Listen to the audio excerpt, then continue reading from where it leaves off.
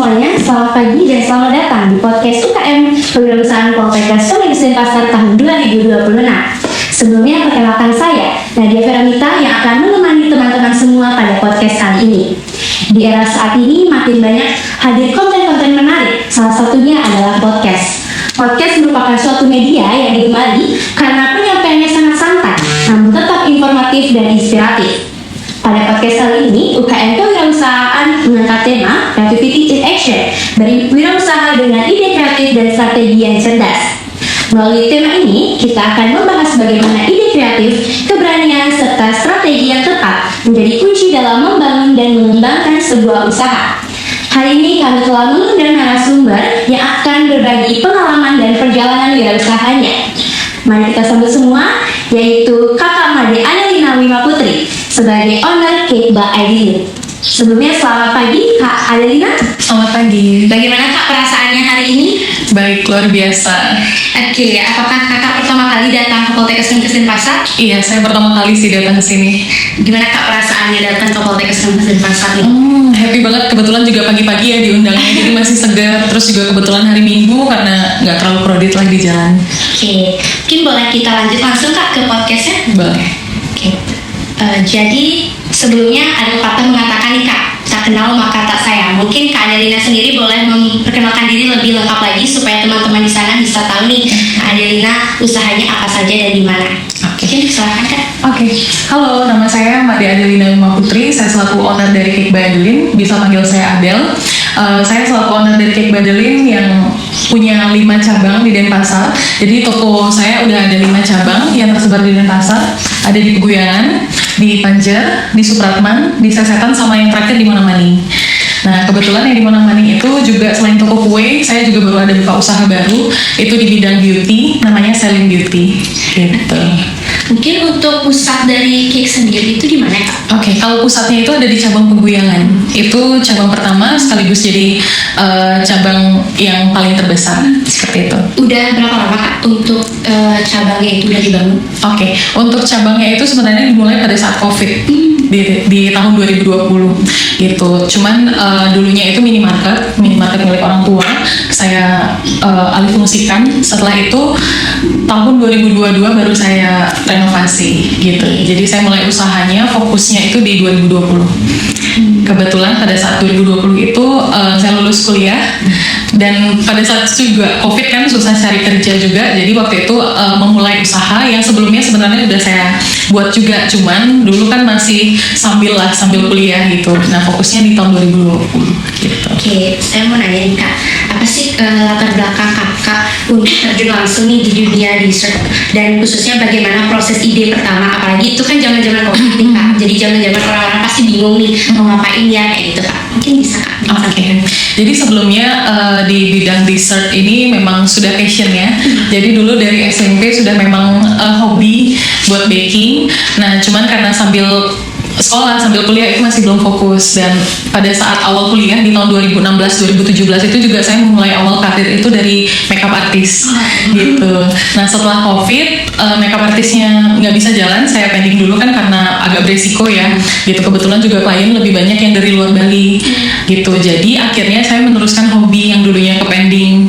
Jadi mulailah usaha dessert. Nah, kalau misalnya ditanya apa sih awal mulanya, apa sih yang memotivasi gitu ya membuka usaha ini, sebenarnya sih yang memotivasi itu karena waktu COVID itu kan ya kita tahu sendiri perekonomian seperti apa ya. Kebetulan orang tua saya juga supplier hotel, jadi sangat-sangat berdampak nih. Dan ada di bidang pariwisata sangat-sangat berdampak. Waktu itu kan anjlok ya karena COVID itu.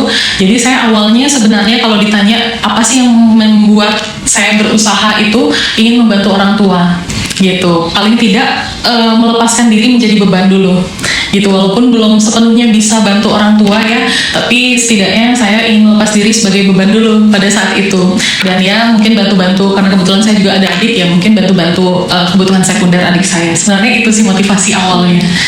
Berarti kakak sebelumnya udah sekolah di seperti tabungan itu atau belajar mandiri itu? Itu belajar mandiri. Saya kuliahnya agribisnis. Oh, berarti benar-benar mulai dari sendiri, dari hobi ya? Iya, dari hobi. Saya kuliahnya agribisnis di Universitas Udayana angkatan 2016. Jadi memang semua usaha yang saya mulai itu memang berawal dari hobi. Kayaknya memang dari kakak sendiri itu kuliahnya di dunia tata boga. Oke. Mungkin dengan banyaknya cabang-cabang yang udah kakak buat pastinya, dan dimulai dari cukup nol ya kak, karena itu dari zaman COVID sendiri, itu pasti ada tantangan sendiri ya kak dalam memulai usaha-usaha itu. Dan gimana sih cara kakak untuk bisa tetap mempertahankan usaha-usaha kakak sampai berkembang nih kak, udah 5 cabang, berarti kan sudah sangat-sangat dikenal oleh masyarakat gitu kak. Oke, jadi di saat kita menjalankan usaha itu tentunya kita menemukan rintangan-rintangan atau tantangan ya. Semakin seiring berjalannya waktu, tantangannya juga berbeda-beda kan gitu ya. Cuman memang harus kita juga punya strategi gimana caranya untuk bertahan gitu. Nah, kalau ditanya tantangan sih, tantangannya jelas satu itu persaingan. Itu sudah pasti ya. Mau di bidang apapun bisnis kita itu pasti akan ada persaingan. Karena bukan hanya kita yang berpikir mau buat bisnis itu kan. Kalaupun mungkin kita pencetus pertamanya, pasti orang juga akan mengembangkan gitu. Pasti orang akan ATM, amati, tiru, modifikasi. Maka hal itu memang tidak bisa kita hindari gitu ya. Berikut persaingan, setelah itu mungkin perubahan teknologi ya, media sosial itu juga harus kita ikuti. Nah, strateginya bagaimana caranya biar kita bisa bersaing ya, bersaing dengan sehat tentunya ya, dengan membuat produk-produk baru. Setelah itu juga membuat produk yang memang menjadi ikonik kita gitu. Nah, contohnya kalau produk yang ikonik di kakak waktu itu sushi crepes.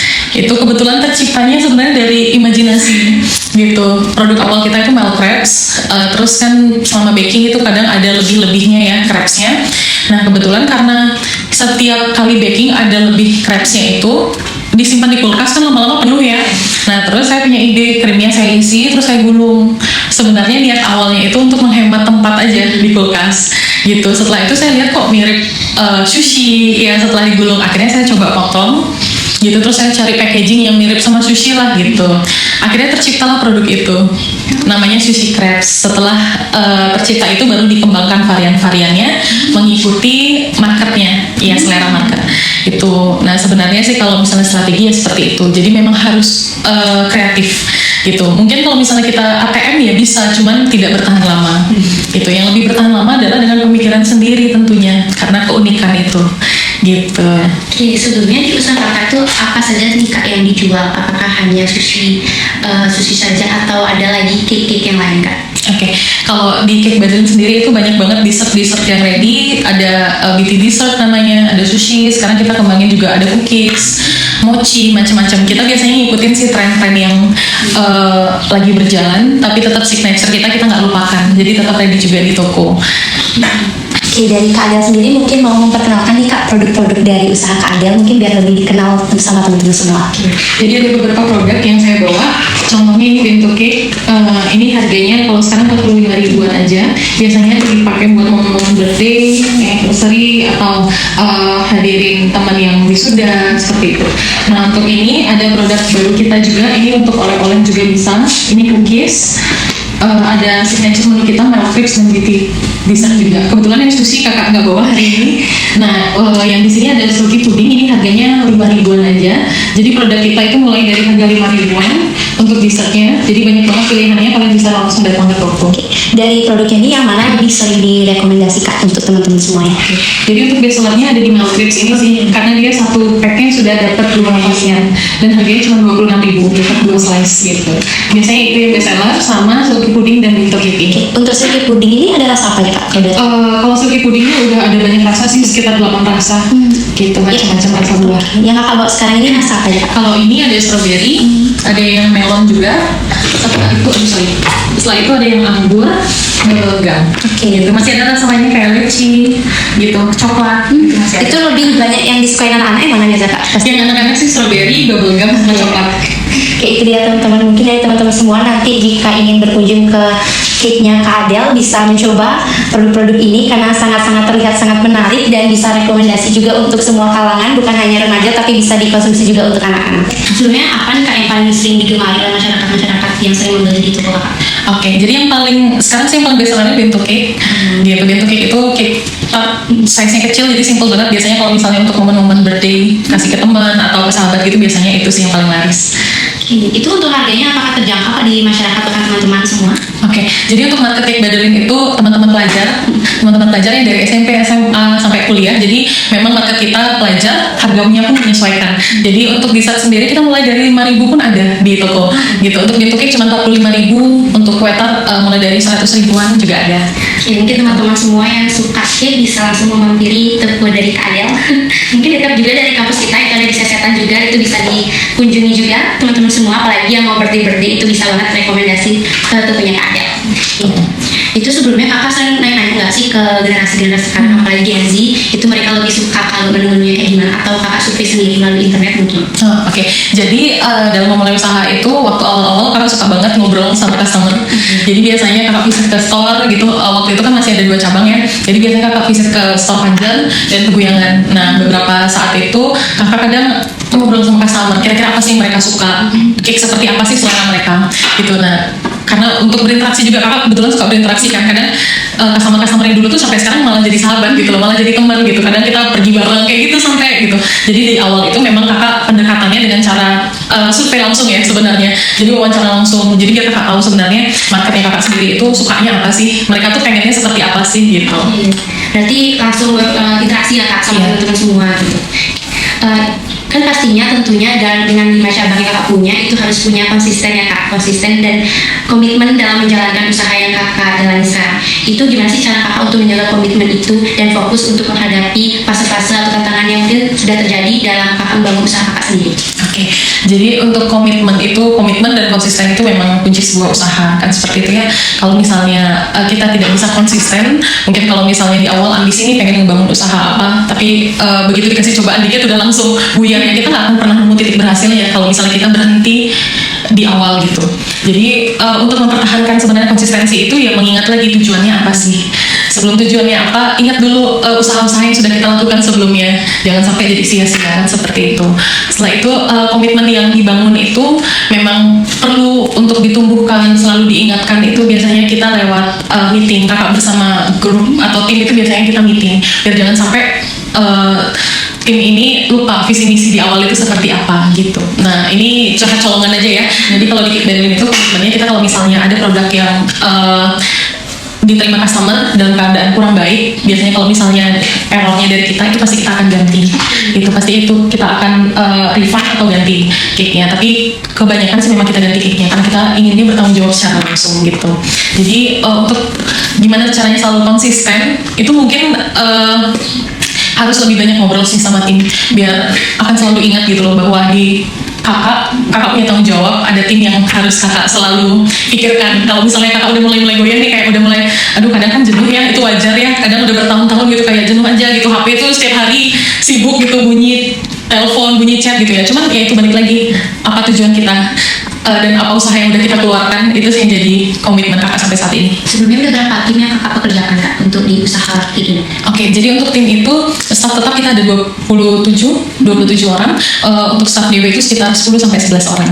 Oh, lumayan ya Kak. Iya. Itu per cabang tuh berapa biasanya Kak ada pegawainya? Biasanya 3 sampai 4 kalau untuk cabang. Nah, yang paling banyak itu dari Peguyangan. Karena kitchen kita ada di Peguyangan. Oke, berarti dari Peguyangan dibawa ke cabang-cabang semua yang lain ya? Iya, betul. Jadi kita ada satu central kitchen yang akan membawa produk jadinya ke masing-masing cabang. Kenapa hanya ada satu kitchen nih? Kenapa nggak langsung di setiap store ada kitchennya? Karena untuk memudahkan quality controlnya. Kalau misalnya hanya satu kitchen, kita mudah quality controlnya. Jadi kualitas kita pun tidak berubah-ubah. Dan yang melakukan itu udah yang ahlinya gitu. Kalau misalnya disebar di berbagai cabang ada kitchennya, jadi lebih susah kontrolinnya gitu. Itu berarti kalau misalnya di cabang-cabang lain itu stoknya habis, berarti langsung diproses di cabang pusat di Peguyangan Kak? Iya betul. Kita untuk produksi itu setiap hari, setelah itu loadingan ke cabang juga setiap hari. Jadi semua cake kita fresh gitu. Sebenarnya tadi kakak sempat bilang Kak tentang ada cake yang busa itu bakal dilipat, itu apakah sering Kak terjadi atau beberapa kali saja? Oke, jadi itu beberapa kali aja sih. Biasanya case-nya mungkin pada saat itu kulkas pernah ada trouble. Nah itu kadang kalau misalnya ada trouble kan kita semuanya harus di dalam pendingin ya, harus di dalam kulkas. Kalau misalnya suhunya naik gitu, tidak terlalu dingin ya itu bisa menyebabkan cake-nya juga rusak. Makanya memang maintenance itu sih yang perlu dijaga banget. Biasanya di kasus-kasusnya seperti itu sih. Oke, berarti kakak di depan itu membuatkan kembali atau mengembalikan uang yang telah diberikan kak? Oke. Jadi untuk opsi awal itu kita tawarkan untuk kita berikan kembali cake-nya. Jadi kita kasih cake-nya yang baru, atau kalau misalnya customer-nya memang nggak mau baru kita refund. Gitu. Berarti itu keputusannya tergantung dari pembeli ya kak? Iya betul. Oke, tadi kakak sempat membahas juga nih banyak sekali usaha-usaha yang kakak punya, salah satu kan cake dan dessert. Itu pasti resepnya itu banyak banget bakal diikuti oleh masyarakat luar, apalagi sushi crepes yang kakak bilang tadi itu udah berseluruhan di mana aja. Itu gimana sih cara kakak untuk mempertahankan keunikan dari usaha yang benar-benar kakak buat sendiri supaya membedakan usaha kakak dengan usaha orang lain? Oke, jadi sebenarnya sih untuk membedakan, kalau misalnya dilihat secara visual itu pasti mirip ya, itu memang tidak bisa tidak bisa dipungkiri lah gitu. Cuman kalau misalnya untuk soal rasa itu pasti customer akan merasakan gitu bedanya punya kakak dan punya orang lain, karena setiap customer juga kan punya selera yang berbeda. Nah kenapa juga kita nggak mau nih bermainnya lewat harga, kita juga nggak mau menurunkan kualitas biar bisa bersaing. Kita tetap ada di sesuai komitmen kita tetap ada di level yang itu, tapi untuk kualitas yang kita naikkan seperti itu. Jadi dengan harga yang ada sekarang kita nggak mau turunin kualitas untuk bersaing gitu, tapi kita secara pelan aja dapat trustnya customer atau dapat kepercayaan dari customer gitu. Biasanya itu dengan promo-promo caranya, jadi promo-promo seperti free product itu caranya kita untuk mengenalkan produk kita gitu. Nah kak, jika semakin naik nih harga sembako-sembako itu tentunya pasti berpengaruh juga dengan harga jual itu. Apakah kakak tetap dengan harga konsisten dengan harga itu atau menyesuaikan dengan harga-harga sembako yang naik nanti di pasaran? Oke, jadi sebenarnya sih kalau untuk kenaikan harga itu benar-benar struggling banget ya. Seperti yang kita tahu memang harga-harga sudah pada naik setiap tahun, bisa 2 kali 3 kali kenaikannya. Tapi di Cake Baderin syukurnya karena kita juga semakin lama pembelian kita sudah semakin besar, jadi kita juga mulai dapat harga yang partai besar lah gitu. Jadi kita masih bisa setidaknya untuk mempertahankan dulu. Jadi selama 5 tahun karena awalnya menceritakan sushi crepes itu dari tahun 2020 itu harganya 19.000 dan sekarang di 2025 itu masih di harga 20.000. Jadi hanya naik 1.000 selama 5 tahun gitu. Itu apakah kakak mendapatkan keuntungan yang cukup tinggi atau enggak? Kan melihat juga harga pokok itu juga udah lumayan naik ya kak di tahun-tahun sekarang gitu. Oke, jadi sebenarnya untuk keuntungan itu kalau dibilang keuntungannya lebih besar mana sih dulu apa sekarang? Keuntungannya lebih besar dulu karena bahan pokoknya ya lebih murah dulu kan seperti itu. Nah sekarang kenapa bisa saya hanya menaikkan 1.000? Karena kita kejar kuantitasnya. Kalau misalnya kita tidak kejar kuantitasnya ya produknya harus dinaikkan lagi kan gitu. Kalau sekarang keuntungannya lebih mengecil tapi kita naikkan di kuantitasnya. Jadi mungkin dulu penjualannya hanya mungkin 100, sekarang dinaikkan jadi 150, 200. Itu sih yang untuk menutup agar harganya juga tidak terlalu mahal jadinya. Makanya kenapa saya juga termotivasi selalu buka cabang terus gitu. Jadi biar marketnya juga lebih mudah dapetin produknya, selain itu juga kuantitasnya juga terkejar. Itu kalau membeli bahan bakunya itu biasanya di satu tempat saja atau itu beda-beda tempatnya Pak? Oke, kalau saat ini sih sudah beda-beda tempatnya. Karena kalau dulunya kita beli di satu produsen, kita harus ambil sendiri. Nah kalau sekarang udah nggak tutup transportasinya. Kadang satu mobil itu udah full, satu mobil Grand Max itu udah full kalau misalnya kita ambil di satu produsen gitu. Jadi kita sebar pembelian itu ke beberapa produsen gitu. Dan sekarang juga udah dibawain langsung ke kitchen kita. Berarti langsung ke kitchen, nggak perlu kita ambil sendiri? Iya, masih ada sih beberapa produk yang kita mesti ambil sendiri, tapi itu biasanya kecil-kecil aja. Kalau yang besar, yang dus-dusan, yang karung-karungan itu sudah langsung ke kitchen kita. Nah kak, kalau misal kita ingin memulai ini usaha pertama kali nih, apa sih plan yang harus kita perhatikan untuk bisa memulai usaha itu kak, dan supaya usaha kita juga bisa sesuai dengan visi yang kita buat? Oke, jadi untuk memulai usaha itu tentunya yang tadi kakak bilang ya, paling tidak cari yang sesuai passion kita atau apa yang kita suka aja deh dulu gitu.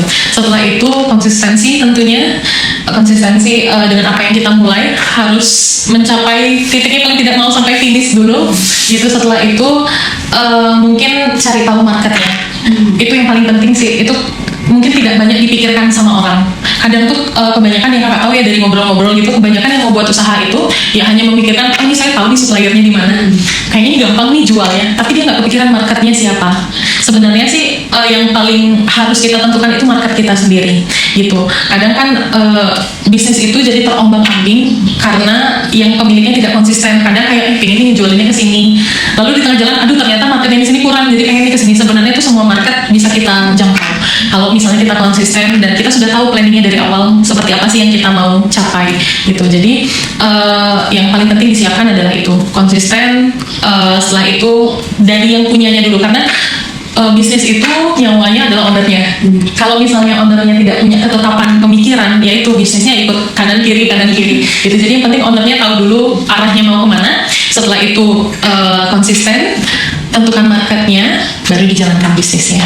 Oke, Kak, gimana sih menurut kakak nih? Semisal ada teman-teman yang mungkin cukup susah untuk berbaur ya Kak dengan orang lain di masyarakat, tapi dia ingin tahu nih gimana selera masyarakat atau supaya dia tahu nih market dia siapa. Itu ada nggak sih Kak tips and trick buat orang-orang yang cukup mungkin introvert ya Kak untuk memulai itu semua ini? Oke, ini sebenarnya saya sendiri introvert ya dulunya, tapi tuntutan kerjaan yang mengharuskan banyak ngobrol sama orang, jadi belajar gitu. Sebenarnya sih buat teman-teman yang introvert, kalau sekarang banyak banget bisnis yang memang dijalankan secara remote, tidak perlu ketahui siapa ownernya, tapi bisnisnya jalan, itu kan banyak banget ya. Jadi sebenarnya sih yang penting kalian mau dulu, mau cari tahu. Kalau sekarang kan informasi udah gampang banget ya dicari di internet gitu ya, nonton TikTok, Instagram gitu, itu udah gampang banget gitu. Yang penting tahu itu dulu. Setelah itu kalau misalnya ngerasa diri introvert, mungkin kalau misalnya memaksakan diri untuk ngobrol sama banyak orang gitu ya, kayak kami gitu kan pasti agak tersiksa. Ya itu memang itu memang sebuah usaha yang harus kita jalankan gitu. Kalau misalnya kakak pun juga dulunya introvert, tapi kenapa bisa akhirnya berani ngomong sama orang baru, sama orang rame? Ya karena itu tuntutan kerjaan ya kan. Mau nggak mau, kadang kita nggak bisa hanya bilang, ya gimana saya orang introvert, kan kita nggak bisa kayak gitu. Kadang ada yang memang kita harus selesaikan rintangan itu gitu. Jadi kalau misalnya teman-teman ada yang introvert, tidak perlu berkecil hati, karena saya pun dulu introvert. Saya juga belajar ngobrol sama banyak orang, sama orang rame, orang baru, itu karena tuntutan pekerjaan. Karena dulu awalnya kalau misalnya saya baking, dulu kan di dapur ya, di kitchen, ya udah ketemunya anak-anak kitchen aja gitu. Nah kalau sekarang saya mulai open kitchen, jadi di Goyangan itu open kitchen, jadi customer itu bisa lihat kita buatnya seperti apa. Itu sih awalnya memulai, jadi udah terbiasa nih dilihatin sama orang dulu. Setelah itu memberanikan diri datang ke store, ngobrol sama customer, yang mulai dari situ. Itu menurut kakak salah satu tantangan buat diri kita sendiri gitu. Nggak perlu kok, orang introvert nggak selalu jadi introvert, dan orang extrovert pun nggak selalu jadi orang extrovert kan. Kadang ada kalanya kita pengen keluar dari zona itu gitu. Kalau misalnya kakak open kitchen nih, itu banyak nggak biasanya customer kakak yang menanyakan tentang usaha kakak itu? Oke, jadi di Goyangan itu sekarang konsepnya open kitchen ya. Jadi dapurnya kebanyakan kaca, customer bisa lihat langsung.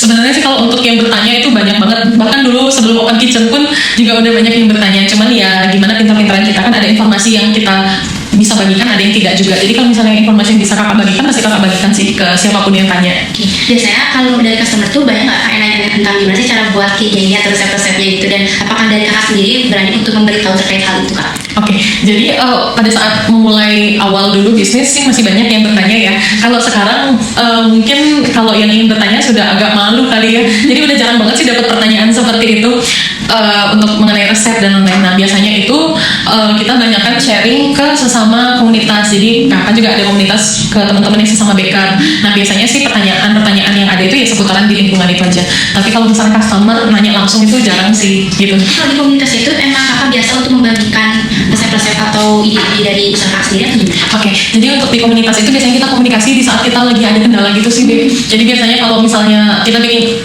produk apa nih, tapi hasilnya nggak maksimal, biasanya kita tanya di komunitas itu. Ini gimana ya, kok hasilnya seperti ini, padahal saya udah ngikutin caranya, biasanya seperti itu sih.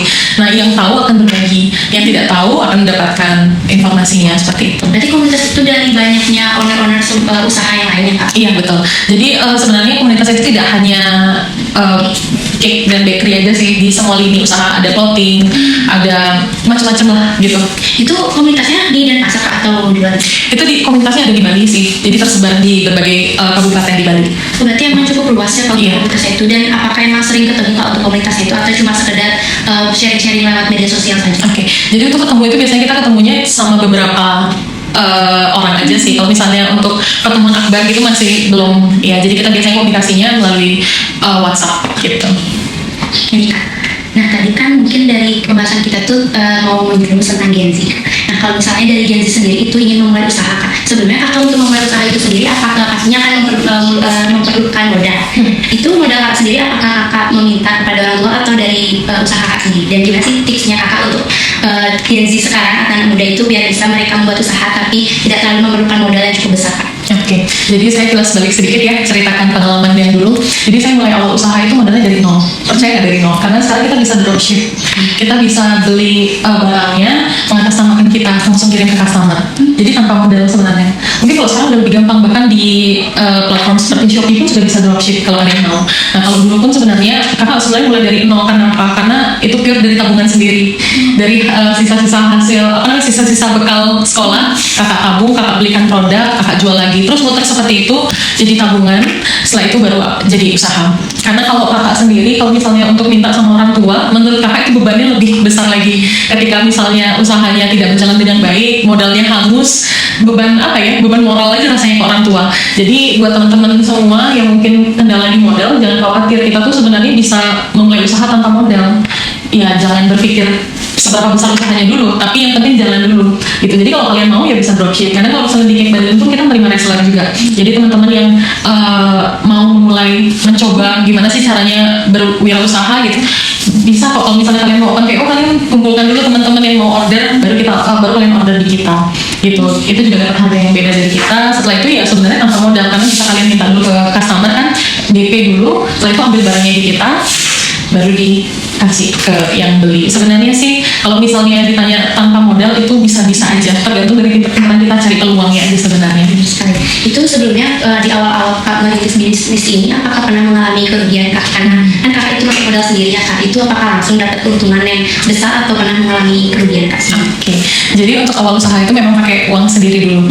Setelah itu kakak masih ingat banget awal mulai usaha cake ini dimulai dari mixer dan oven yang dikasih hadiah ulang tahun gitu. Jadi dari 2 barang itu akhirnya bisa jadi mengembangkan kitchen dan store-store yang ada 5 ini. Itu kakak nggak akan lupa hand mixer yang dikasih sama orang tua kakak dan oven.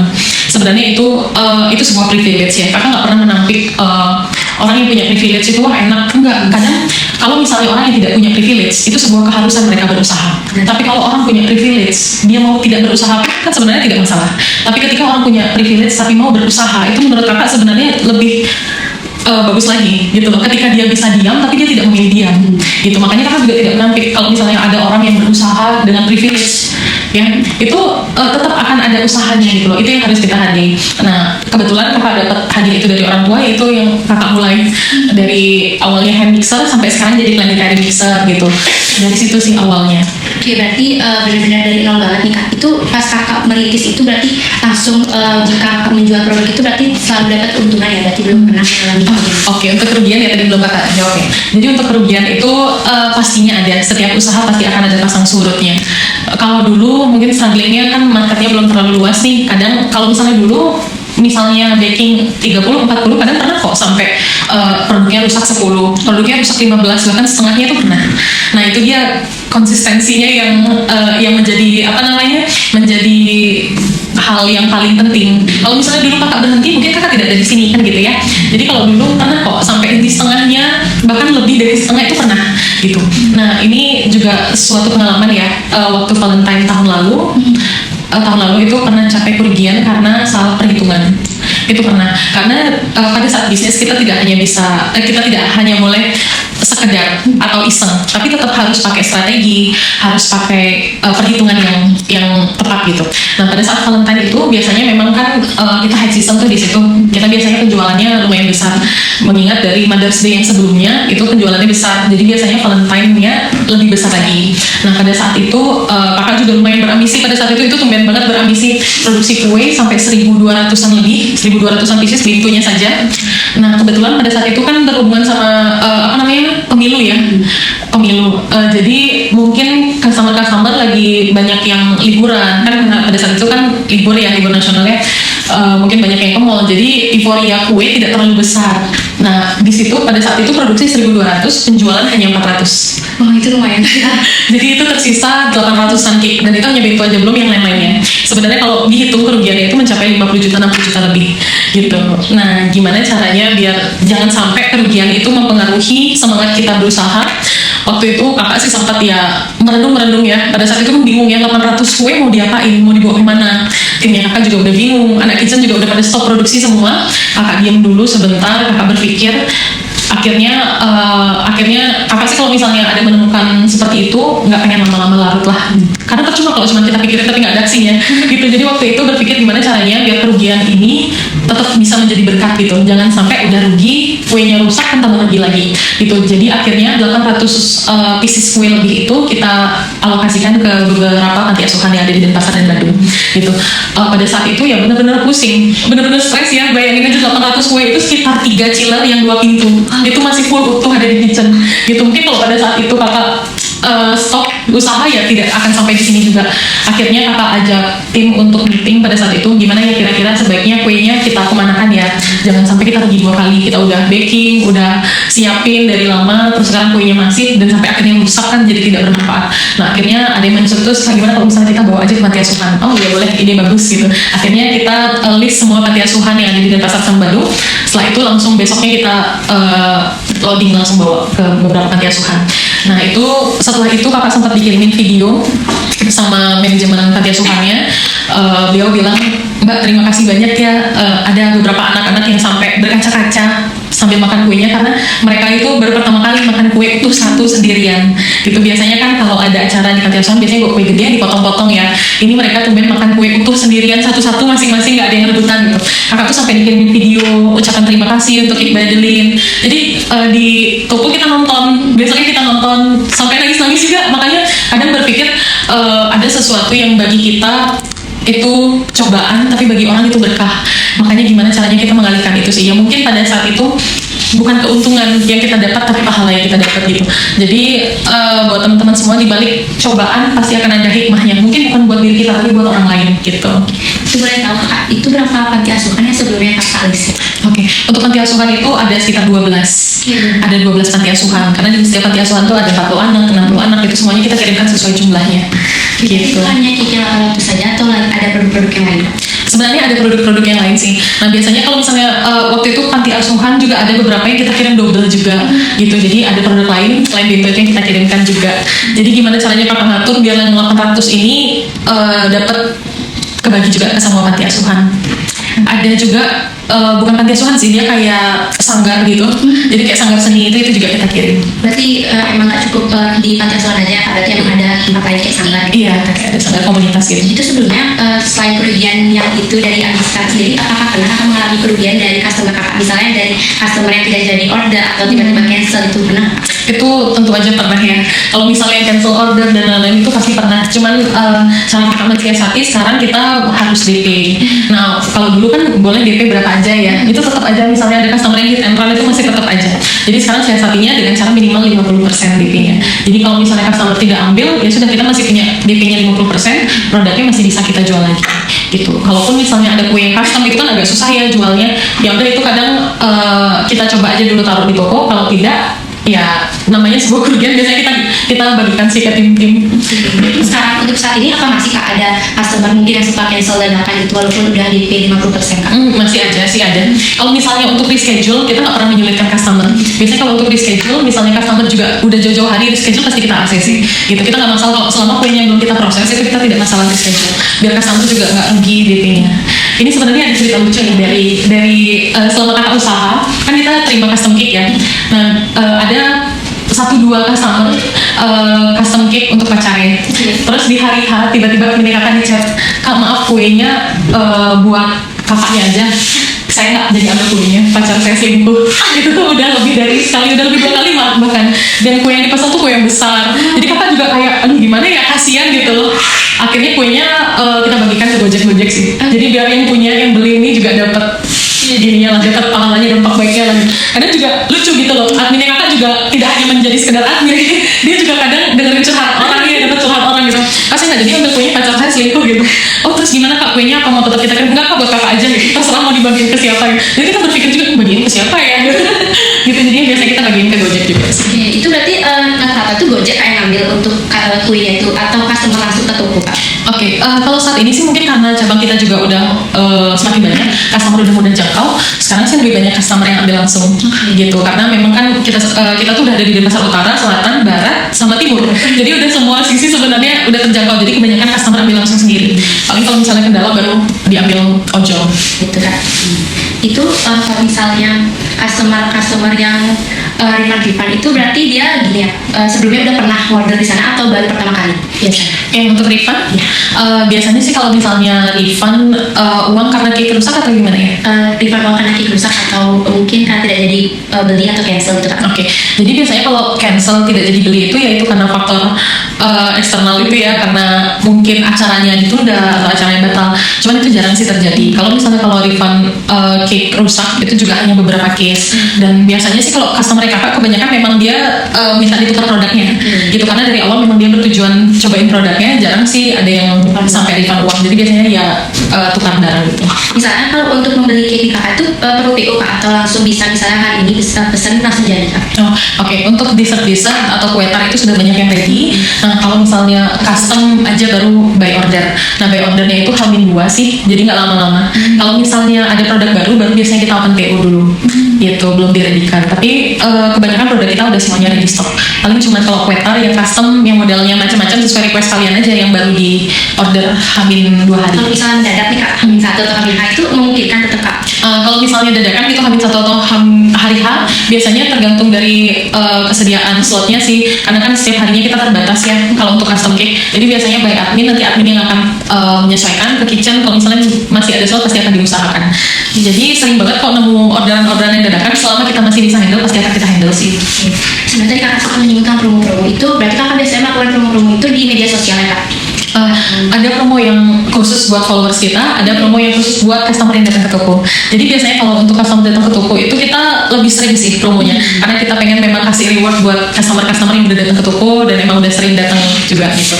Jadi untuk promonya itu kadang seminggu pasti akan ada promonya, gitu. Kayak berkala ya Kak, setiap minggu itu selalu ada, bukan yang cuma 3 bulan sekali atau di event-event tertentu. Oh iya, kalau misalnya untuk promo itu biasanya seminggu pasti akan ada promonya. Tapi kalau misalnya promo yang event-event tertentu itu biasanya di media sosial, gitu. Berarti di media sosial itu aktif juga Kak selalu buat postingan setiap harinya? Oke. Untuk di media sosial itu kita aktifnya di Instagram. Kalau di TikTok juga baru kita mulai sih. Kalau misalnya untuk di Instagram itu memang dari awal mulai usaha kakak mulai dari media sosial itu dulu, gitu. Karena kan dulu kan belum ada store ya, jadi kakak mulai open PO, share-nya itu lewat Instagram. Kalau dulu sih lewat Line, gitu. Jadi broadcast Line kayak gitu. Kalau untuk media sosial, untuk Cake Badelin itu sangat-sangat penting, sangat-sangat berpengaruh, karena kita mulainya dari sana dulu. Customer yang kita dapat itu juga kebanyakan dari media sosial. Gimana sih cara kakak untuk tetap mempertahankan usaha kakak dengan media sosial? Apalagi media sosial sekarang tuh banyak banget yang udah pakai Kak, banyak anak-anak, dan itu mungkin mereka sering bisa nih Kak cuma ngecek aja, tapi mereka nggak ada beli atau apa itu, dan banyak banget mungkin akan menerima kritik dan saran dari media sosial. Itu bagaimana cara kakak sendiri untuk menanggapinya? Oke, jadi kalau misalnya yang tanya-tanya, ya memang kewajiban kita sebagai penjual untuk menjawab pertanyaan, kan seperti itu. Tidak masalah, kalau bagi Cake Badelin itu tidak masalah ya, mau tanya berapa kali pun tapi tidak order itu tidak masalah, karena memang sudah jadi kewajiban kita untuk menjawab setiap pertanyaan dari customer, seperti itu. Jadi kita sangat-sangat terbuka nih, kalau misalnya mau tanya-tanya itu silahkan, mau dari Instagram atau WhatsApp pun silahkan gitu. Tidak jadi order saat ini kan belum tentu nggak order, bisa aja di waktu kapan atau teman yang order bisa aja. Jadi kita tidak pernah sih sampai tidak menjawab atau keberatan karena customer tanya-tanya terus, enggak gitu. Memang sudah kewajiban penjual untuk menjawab pertanyaan customernya. Nah, setelah itu kalau untuk kritik dan saran itu tentunya pasti ada aja. Kadang ngomong langsung pun juga ada. Nah, tapi dari kritik saran itu yang membangun kita Cake Badelin tetap tumbuh terus. Karena kalau kita cari keburukan orang itu lebih gampang ya daripada keburukan diri sendiri. Jadi tentu kita butuh orang untuk mengkritik kita. Kalau Cake Badelin sendiri sangat open kritikan. Biasanya by DM atau by WhatsApp kita lebih cepat responnya, kadang lebih enak juga ngobrolnya, kira-kira apa sih kendalanya. Dan biasanya dari kritikan tersebut justru itu yang membangun kita untuk terus berbenah sih, gitu. Jadi biasanya kalau misalnya apalagi kita ada produk baru gitu, kita minta kritik dan saran dari customer.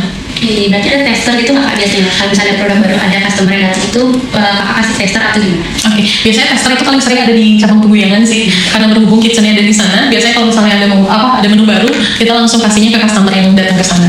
Oke, berarti langsung di review ya sama customer ya? Iya. Sebelumnya kalau kakak tadi sempat menyinggung tentang pernah mendengar kritik itu secara langsung. Itu gimana sih Kak, misalnya Kakak menghadapi protes dari customer, namun dari mereka tetap tidak menerima dari saran yang kita kasih, itu gimana cara Kakak untuk tetap mempertahankan mungkin customer itu bisa terus membelanja di usaha Kakak? Oke. Jadi untuk cara penanganan komplain atau kritik dan saran itu kita sudah ada SOP-nya. Sekarang kita sudah punya SOP-nya seperti apa harus yang kita lakukan. Tapi kalau misalnya ada customer yang masih belum puas terhadap tanggung jawab yang kita berikan, ya kita tidak bisa paksakan kan seperti itu. Yang penting kita menjalankannya tetap sesuai SOP dan bertanggung jawab. Tentunya, apalagi kesalahan dari kita itu pasti akan kita usahakan untuk bertanggung jawab secara full gitu. Nah kalau misalnya ada kepuasan sendiri itu kan sebenarnya tergantung selera ya. Mungkin ya memang customer-nya tidak sesuai aja seleranya sama yang kita buat. Yang penting sih dari kitanya tetap bertanggung jawab dan menjalankannya sesuai SOP gitu. Mungkin dari customer yang pernah Kakak hadapi semua itu, apa pernah yang sampai benar-benar mempengaruhi mental Kakak mungkin, atau Instagram dari usaha Kakak sendiri sampai menjatuhkan itu Kak? Oke, kalau untuk saat ini sih yang menjatuhkan banget belum ada ya. Ya semoga aja tidak ada ya. Cuman kalau misalnya yang kena mental gitu ya dulu pasti pernah ada gitu. Kadang kalau kritikannya pedes banget gitu ya, terus juga merujuk bukan pada perbaikan tapi pada menjatuhkan, itu kan kadang kena mental. Tapi kalau untuk sekarang sih kalau untuk kritikannya tidak membangun itu sudah tidak terlalu yang gimana-gimana ke mental sendiri, karena mungkin udah kebal juga ya dari dulu udah sering dapat kritikan, mungkin masukan gitu. Jadi sekarang ambil sisi positifnya aja, apa yang bisa kita gunakan kritikannya itu kita perbaiki lewat situ. Karena juga kalau untuk admin biasanya mereka merekap mingguan dan bulanan, apakah ada komplain di minggu itu, apakah ada komplain dalam bulan itu. Biasanya kalau misalnya ada komplain pasti kita akan pecahkan masalahnya sehingga tidak terulang lagi, jangan sampai ada komplain yang sama kedua kalinya gitu. Berarti di setiap bulan itu Kakak selalu merangkum ya apa saja saran kritik dari customer Kakak sendiri? Iya betul, karena kalau Kakak sendiri, Cake Berlin sendiri memang kita punya komitmen untuk selalu memuaskan customer. Jadi kita berorientasinya pada customer. Apapun yang misalnya customer kasih saran, itu pasti akan kita gunakan selama saran itu sesuai dengan kita. Jadi biasanya kita rangkum kritik dan sarannya apa saja di bulan itu. Setelah itu kalau misalnya ada kritikan, jangan sampai lagi terulang di bulan depannya. Dan jika ada saran, kita akan gunakan di bulan berikutnya. Itu salah satu tips juga buat teman-teman sehingga tidak terlalu banyak kritikan, apalagi sampai kritikan yang sama mengulang beberapa kali gitu. Dari customer Kakak sendiri, apa pernah memberikan saran terkait menu nih untuk di usaha Kakak, dan apakah pernah diwujudkan di usaha Kakak sendiri? Oke, jadi kalau misalnya saran dari customer nih, misalnya Kak, ready nih varian ini, itu tuh beberapa kali memang menu kita tercipta dari requestan customer gitu. Kadang kan Kakak juga kelewat ya trennya, kadang juga nggak tahu oh ternyata ada tren ini, kadang tuh dapat ya dari customer gitu. Kak, tolong ready ini Kak, kan lagi happening ini nggak dibuat gitu. Kadang kita buat menu itu ya sesuai dari requestan customer gitu. Untuk saat ini apa ada Kak lagi yang lagi diproses nih, menu-menu baru dari saran-saran customer? Oke, kalau menu baru sih biasanya kita keluarin tuh setiap 3 bulan sekali atau 6 bulan sekali ya. Cuman kalau misalnya pas lagi tren gitu kadang ya kita ikutin. Cuman kan kalau misalnya yang tren itu dia tidak berselang lama. Kayak contohnya donat mochi yang gitu-gitu kan itu tidak lama lah trennya. Tetap kita ikutin tapi memang tidak ready setiap hari seperti itu. Kalau misalnya untuk sekarang apa yang mau dibuat, kalau untuk saat ini sih masih belum ada sih produk baru yang mau launching. Tapi mungkin tidak dalam waktu yang lama mungkin akan ada produk baru lagi. Karena biasanya kita update-nya cepat gitu. Biasanya kadang kalau misalnya ada ide-ide dadakan ya langsung muncul gitu. Kita R&D dulu ya, develop dulu resepnya, kalau sudah oke kita bagi tester terus langsung launching gitu. Jadi itu cepat proses. Untuk produk-produk Kakak tuh sebelumnya apakah ada yang pernah misalnya bertahan tidak cukup lama Kak, jadinya cuma beberapa bulan saja gitu Kak? Tentunya ada sih, dari selama berjalan 5 tahun ini kan tentunya ada yang ternyata tidak sesuai sama selera marketnya Kakak, itu tentunya ada.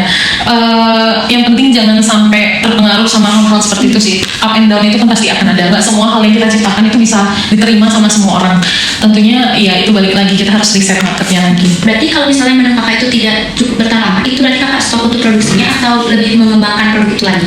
Oke, kalau misalnya untuk hal itu, kalau misalnya kita lihat masih ada sebenarnya peluang untuk produk ini bisa diterima sama masyarakat, biasanya tetap kita akan usahakan gitu. Jadi biasanya kita bagi tester atau menjadi free product. Nah biasanya dengan customer minimal belanja berapa dapat free product. Jadi customer kan kadang ada yang bukannya nggak suka tapi belum coba aja gitu. Nah biasanya dari menu-menu itu kita gunakan strategi itu. Kalau misalnya selama beberapa bulan masih belum bisa, kita stop produksinya gitu. Berarti akan mencoba dulu ya Kak untuk mempertahankan dulu itu ya? Iya betul, tetap diusahakan dulu. Oke Kak, pasti banyak banget nih pengalaman-pengalaman Kakak serta titik balik dalam perjalanan usaha Kakak sendiri. Itu apa hal pelajaran yang paling berharga dari kegagalan yang pernah Kakak alami selama Kakak berusaha, dan gimana sih cara mengubah hal itu Kak? Oke, jadi kegagalan yang pernah kakak alami itu tentunya jadi pelajaran yang sangat berharga sampai dengan saat ini. Itu menjadi benar-benar pelajaran karena memang untuk bisnis yang kita mau jalani dalam jangka panjang dan dalam jangka waktu yang panjang itu tentunya perlu strategi. Ya kayak yang kakak ceritakan waktu Valentine itu salah perhitungan ya bisa saja sampai terjadi kerugian yang besar. Maka dari itu perlunya kita riset, perlunya kita survei juga, pentingnya juga tahu tanggal karena itu sangat-sangat berpengaruh kepada penjualan. Itu jadi pelajarannya buat diri sendiri untuk tidak terlalu ambisi ya, karena kadang ambisi kita yang membunuh kita. Jadi tetap semangat, ambisinya secukupnya dan jalaninya yang semaksimal mungkin. Jadi itu dia yang jadi pelajaran buat kakak sendiri, dan selalu kakak bagikan di setiap kakak ketemu sama orang, pasti kakak akan bagikan biar apa yang kakak dapat kemarin nggak dirasain juga sama teman-teman semuanya gitu. Tapi ketika kita menemukan hal itu pasti akan ada hal baik yang kita akan terima. Mungkin tidak pada saat itu, mungkin di kemudian hari. Yang penting jangan sampai down karena hal itu. Karena kalau misalnya kalian tidak berani rugi, nggak perlu buka usaha. Kalau udah mau buka usaha harus siap rugi, karena lambat laun ya cepat atau lambat pasti akan menemukan titik itu gitu. Cuman bagaimana caranya kita ambil hikmahnya dari kerugian itu, kan ada keuntungan yang tersembunyi lah, mungkin bukan dalam bentuk nominal, bukan dalam bentuk uang, tapi bentuk pengalaman seperti itu. Setelah itu juga amal seperti itu sih. Oke, mungkin dari kakak sendiri punya pesan-kesan nih buat teman-teman di luar sana yang mau memulai usaha tapi masih ragu untuk mencoba, masih memikirkan cuma untungnya aja, belum berani untuk dapat kerugiannya gitu. Karena mungkin banyak sekali teman-teman yang pengen berusaha untuk membuka usaha tapi masih banyak belum berani untuk mencoba keluar dari zona yang mereka. Oke, jadi buat teman-teman semua yang mau buka usaha, kita harus menguatkan mental dulu. Ketika kalian tidak mau repot, jangan buat usaha. Ya, kerja aja sama orang. Tapi ketika kalian tidak juga buka usaha, kalian juga tidak akan pernah menemukan titik tertinggi kalian. Karena ketika kita buka usaha, kita bisa menentukan sendiri titik kita ada di mana, itu kita bisa tentukan sendiri. Beda halnya dengan kerja sama orang. Tapi begitu kalian tidak berani mengambil risiko, ya jangan buka usaha. Karena buka usaha itu penuh risiko, gitu. Cuman saran kakak, kalau misalnya masih ragu ingin buka usaha, ya harus menguatkan dulu prinsip kalian. Ketika kalian sudah punya prinsip yang baik, ya sudah punya prinsip yang cukup, jangan nunggu siap dulu. Karena kita tidak akan pernah siap, sampai kapanpun kita tidak akan pernah siap kalau misalnya kita tidak memaksa diri keluar dari zona nyaman. Dan buat teman-teman semua yang mungkin masih ragu buka usaha seperti apa, bagaimana, banyak-banyak riset dan banyak-banyak ngobrol sama orang. Terutama ngobrol sama orang yang memang menjalankan usaha, itu sangat-sangat penting. Kakak sendiri merasakan dulu tuh ngobrol sama orang yang punya usaha tuh akhirnya termotivasi loh dari itu. Karena itu kita dapat hasil review, tidak hanya soal keuntungan aja, tapi pada saat struggle-nya pun kita tahu seperti apa, sehingga pada saat nanti kita sudah buka usaha nggak kaget-kaget banget gitu loh. Setidaknya nggak berpikir ternyata usaha itu ada ruginya ya gitu. Kita udah tahu dari awal gitu sih. Jadi teman-teman semuanya mungkin yang masih jadi mahasiswa atau yang baru lulus, masih belum ada modal, mulai dulu dari kecil. Jangan berpikir tentang besar kecilnya usaha dulu, tapi jalan atau tidaknya gitu. Yang penting konsisten, mulai dari kecil pelan-pelan, pasti nanti akan dapat titik terangnya. Terakhir nih Kak, untuk teman-teman semua mungkin yang ingin bertanya-tanya tentang usaha, apakah bisa menghubungi kakak dan bisa menghubungi mana Kak? Oke, jadi kalau misalnya untuk tentang usaha itu biasanya sih kadang boleh DM pribadi nggak apa. Cuman kalau misalnya DM di Cake Madeline udah tersaring langsung, kalau misalnya udah tidak tentang kue sih biasanya jadinya nggak dapat jawaban gitu. Kadang jawabnya juga lama. Jadi biasanya kalau misalnya teman-teman mau discuss secara pribadi, boleh nanti ke Instagram kakak ada yang gimana. Tapi kalau misalnya tentang kue bisa di Cake Madeline langsung. Mungkin itu dia dari podcast kita hari ini dari bersama Kak Adel. Itu dia untuk teman-teman semua, jangan pernah takut untuk memulai usaha. Tentunya usaha itu pasti akan mendapatkan bukan hanya pelajaran tapi juga pengalaman yang sangat berarti untuk kita ke depannya, benar sekali. Dan teman-teman juga untuk yang ingin memulai usaha, anak-anak muda sekarang itu boleh langsung menghubungi Kak Adel untuk bisa menanyakan nih tips and trick bagaimana dalam pengalaman Kak Adel dalam bergerak usaha. Itu boleh banget untuk ditanyain, dan juga boleh mampir ke cabang-cabang tokonya Kak Adel karena banyak banget udah tersebar di Denpasar juga dan mudah untuk terjangkau, serta harganya itu sangat merakyat sekali. Itu boleh banget untuk dikunjungi dan ditanya-tanya lebih. Mungkin dari Kak Adel, apa ada kesan lagi yang ingin disampaikan sebelum menutup podcast kita hari ini? Boleh sambil promosi nggak? Boleh banget nih. Jadi selain dari usaha kue, kakak juga baru mulai buka usaha di bidang beauty. Yang tadi kakak bilang bisa di beauty, itu ada di Jalan Buruk Batu Karu nomor 82 Manamani. Jadi buat teman-teman yang mungkin mau ke salon sambil cemil bisa langsung datang ke cabang kita yang menemani gitu. Oke, untuk teman-teman jangan lupa untuk datang ke cabang dari Kak Adel sendiri, itu siapa tahu bisa ketemu langsung sama Kak Adel dan bisa tanya-tanya lebih dekat lagi dengan Kak Adel. Mungkin sebelum kita menutup podcast hari ini, nggak terasa juga ya Kak, kita udah berbincang selama kurang lebih 30 menit dalam podcast Wirausahaan hari ini. Saya dan teman-teman semua mengucapkan terima kasih banyak kepada Kak Adel yang sudah mau membagikan pengalaman, tips and trik dalam segala usaha yang pernah Kak Adel lalui. Dan khususnya kami mengucapkan terima kasih juga kepada teman-teman yang sudah mau meluangkan waktu menonton podcast UKM Kewirausahaan Poltekkes Kemenkes Denpasar tahun 2026. Saya selaku moderator dan juga host acara podcast hari ini memohon maaf apabila terdapat kesalahan dalam penyampaian saya dalam menjalani podcast hari ini.